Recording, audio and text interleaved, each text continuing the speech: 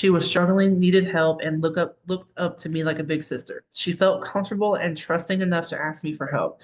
Once her living situation became unstable, she needed somewhere for her son to live on paper. We discussed it, and she made a call to the Department of Social Services to have him placed with me for 90 days. Things came up in her life after that placement where she was unable to get back over to my house to see him. She did not have a job, so she could not provide the things he needed, and her car died, so she could not provide transportation, and the food stamps she received were needed to buy food for herself. After some time passed, her life did not allow her to visit unless her mother could pick her up and bring her, and she agreed with me that obtaining legal adoption paperwork was appropriate so that I could have legal guardianship and rights over him, as well as having his mother's name on his birth certificate changed to mine.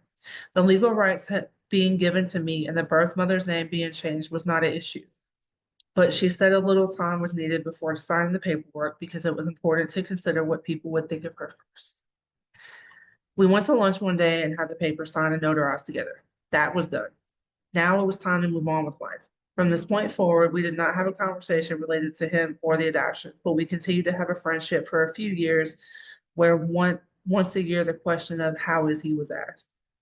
There was a visit in which her and her boyfriend came to pick up some things to scrap and make money selling and help us move. There was another visit during a Christmas gathering one year to drop off toys and eat together. That was a doozy because they were high the whole time. After that, contact ceased. And that's why I ceased contact because coming to our Christmas gathering at a church and getting high and being high, spending half the time outside, it's just kind of like I wouldn't let one of my kids' fathers do that. I'd be like, you gotta go. And I probably wouldn't contact them.